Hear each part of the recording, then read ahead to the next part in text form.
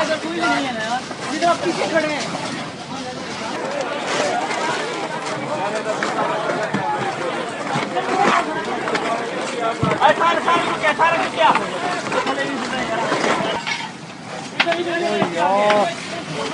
ये सामान से निकालो यार आप